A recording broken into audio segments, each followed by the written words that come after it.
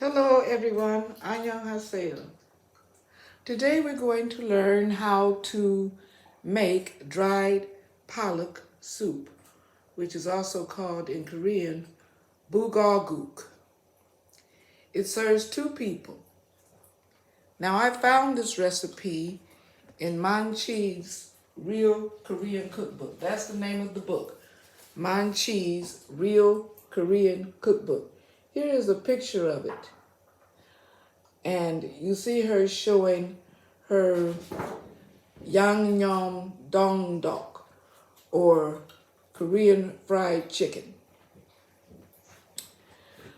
On page 94 of this book it says, dried pollock soup is considered something special to make for someone you love. Also, it is a cure for a hangover.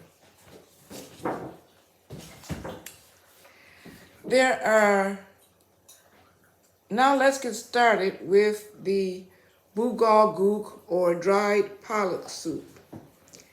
There are 9 ingredients all total.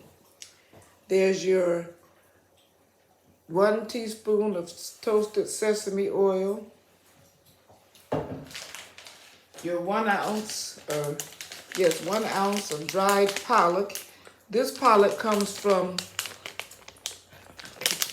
H Mart, and it's a product of Korea. The brand I got is called 7 Seas. I don't know if you can see that, but that's 7 Seas, seasoned dried pollock. Now this pollock is delicious. I'm sure it's delicious in soup. I know it's delicious if you eat it as a snack. I ate it as a snack today. It's sweet, it's salty, it's flavorful, and it's chewy. So if you want to visit with friends and just lollygag, it's like chewing gum or drinking coffee. It's very chewy, so it takes some time to chew, and you can just visit for a long time. So, the first thing we're going to do is, in the large pot, you're going to heat your sesame oil, pollock, and garlic. And you're going to stir it with this wooden spoon for about 30 seconds. Then you add the water and you let it cook covered for about 20 minutes.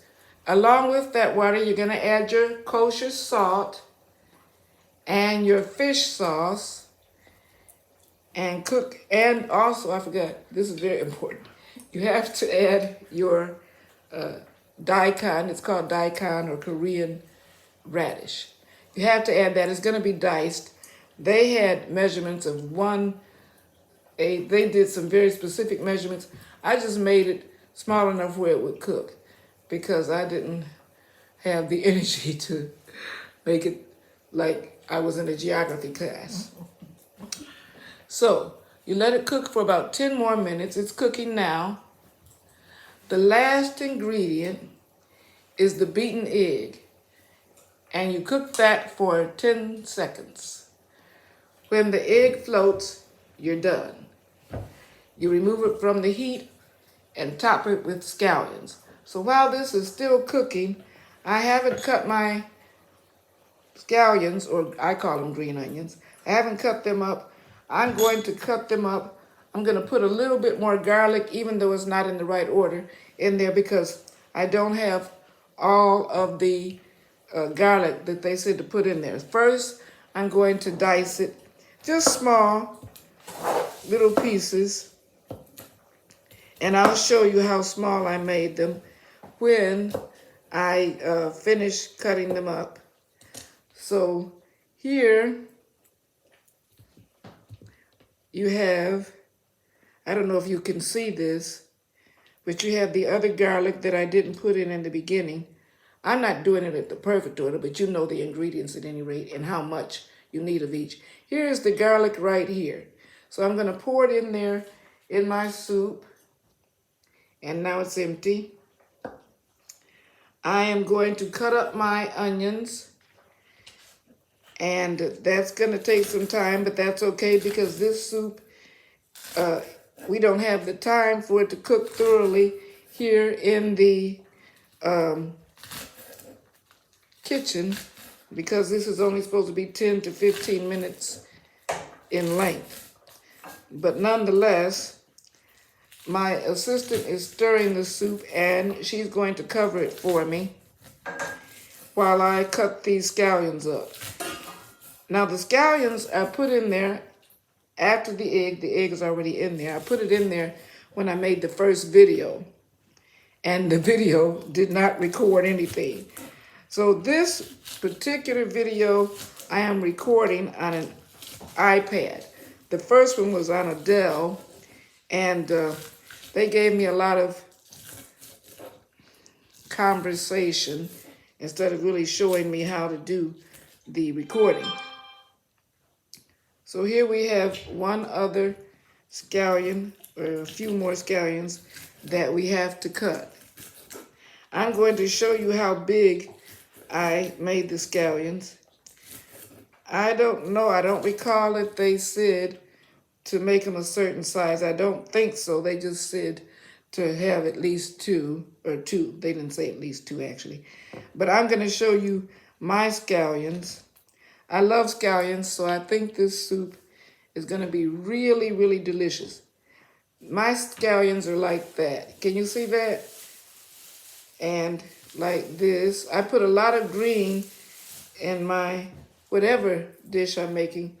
A lot of green because green, of course, is healthy for you. And it's got chlorophyll. And it keeps you living longer. So this isn't all of the onion, but this is a start. And it's in this little cup here. I'm going to pour this in the soup after it's served. I do want to taste this for you so you can get an idea from me firsthand how good it is. I cannot put the scallions on according to the recipe until I pour up me a dish of the soup. So I'm cutting a few more scallions and I'm going to taste it for you. While we're waiting also, I wanted to say, when I mentioned that soy sauce, Mang Chi in her book said that she makes her own soy sauce. I think that's a good idea. She has a recipe for the soy sauce in her book. The only problem is it is a very long and drawn out process, and I think I would have to try to do it more than one time to get it right. For one thing, it comes from, if you don't mind, I'm going to check here. It comes from some beans, some sort of beans. And let me see. I should have saved the page, but I didn't. So I'm looking here, soy sauce. I'm going to look in the back and see if I can find it. I'm just going to give you an idea of, she says you can't get soy sauce like homemade soy sauce. And that's why she recommends that you make your own. But that's probably for someone who has been cooking a long time and is very conversant with preparing soy sauce. And in this book, it doesn't, oh, I know where she mentions it. She mentions it on the page where I have the recipe. So let me look first and see where that is. She says here that, oh, on page 94 again, she says soy sauce, preferably homemade, and it's on page 264. So I had forgotten that. So let's look on page 264. And the reason I want to look on that page is just to give you an idea how involved it is to make soy sauce. It's called doenjang. Okay, so she said 260. Oh, I'm on the wrong page. Excuse me. I'm sort of nervous, but anyway, I just want to show you Korean soup soy sauce. In Korean, it's called joseon ganjang or gukganjang. Makes about 7.5 quarts.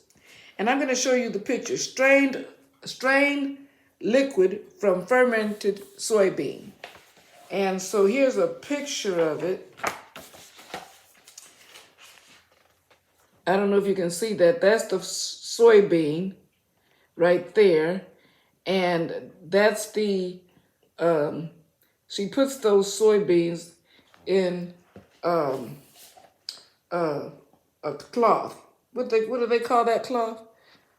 Anyway, she strains it in that cloth, and then she puts 2 glass quart jars or 1 quart jar. She pours the water out and let the containers air dry. Anyway, there's 3 steps to this, 3 long steps. I'm not going to read the whole thing, but there's 3 long steps to this. Then, but what the problem is, where do you get the fermented soybeans from? Oh, here it is. When I was young, I'm going to read this for you. She says, when I was young, my neighbors boiled their soy sauce. It used to perfume the whole town. Who said that it's stinky? I love that smell, but not everyone does, not even all Koreans. And then she goes on to say, I remember boiling my Korean soup soy sauce when I lived in Missouri, and my apartment manager knocked on my door. What's that smell? I got a complaint from your neighbor. I was so embarrassed that I didn't make soup soy sauce again for a long time, even after I moved back to Kansas. So, now that I live in New York City, she says, I make my own. But when the time comes to boil it, I pack it in my hand cart along with a picnic lunch and a portable gas burner and take it to Spoiton Doible Creek as the base of the Henry Hudson Bridge at the northernmost point of the island in Manhattan. I boil it there where no one will complain. So a lot of people, I guess, think it's stinky. It's a very long process. And my sister is tasting the soup now. She says it's absolutely delicious. I don't know if she has put, she's so anxious to taste it. She didn't put the scallions on top, but I'm going to put my scallions on top. I'm going to do it the right way. So she's going to dish me up some. I'm going to put a few scallions on top, and I'll tell you what my opinion of it is. So you'll have 2 opinions in one video. Pardon? Here it is. Okay, so here it is, and she's dishing it up for me. Here's the soup. This is the way it looks. I don't know if you can see it. Can't see it really good. I don't want to spill it on my computer. And here, and the eggs are really fluffy. I'm going to throw a few scallions on there, and now I'm going to taste it. So, let me see what my opinion is.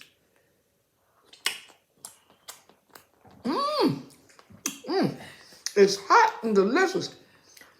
I can see why she said you make it for someone you really love. Woo-wee. And it's sort of sweet. So if you got a sweet tooth, it takes care of that. If you like salty stuff, it takes care of that.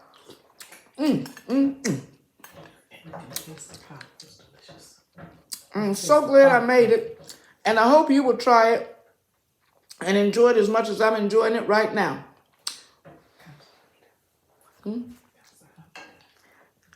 Kamsahamnida. Thank you.